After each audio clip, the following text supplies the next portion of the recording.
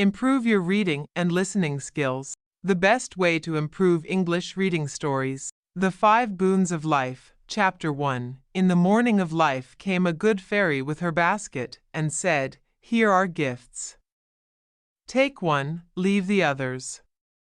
And be wary, choose wisely, oh, choose wisely. For only one of them is valuable." The gifts were 5: fame, love, riches, pleasure, death.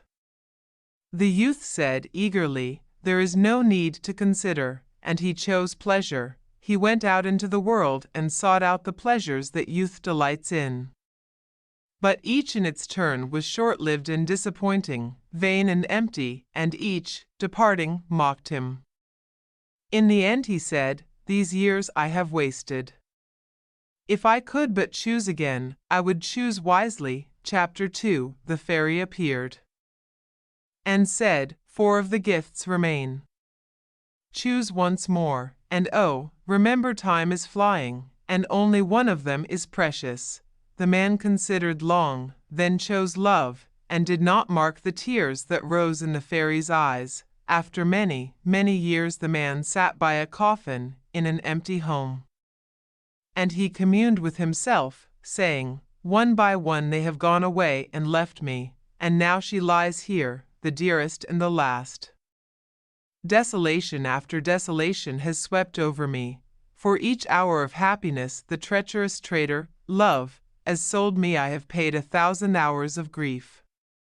Out of my heart of hearts I curse him." Chapter 3. Choose again. It was the fairy speaking.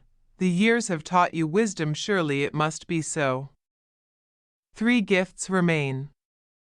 Only one of them has any worth, remember it, and choose warily." The man reflected long, then chose fame, and the fairy, sighing, went her way. Years went by and she came again, and stood behind the man where he sat solitary in the fading day, thinking.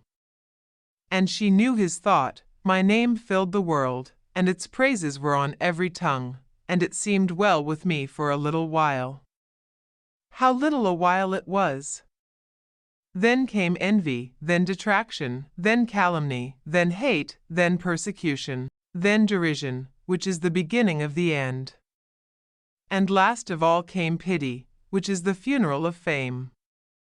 Oh, the bitterness and misery of renown!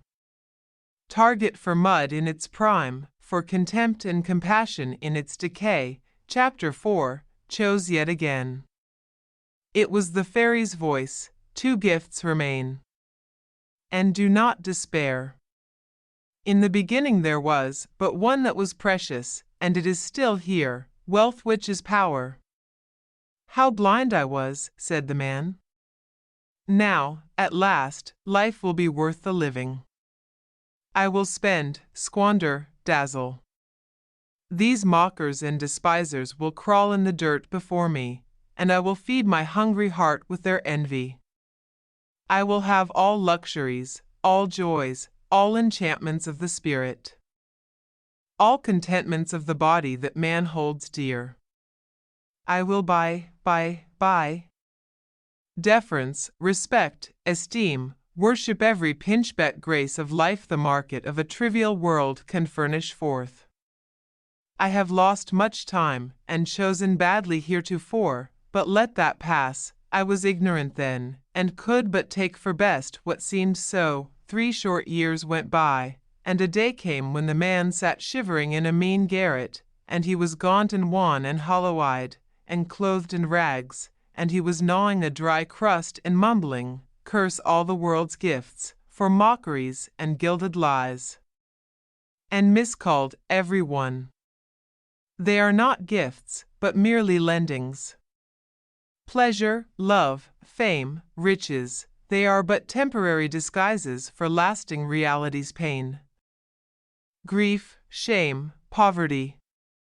The fairy said true. In all her store there was but one gift which was precious, only one that was not valueless.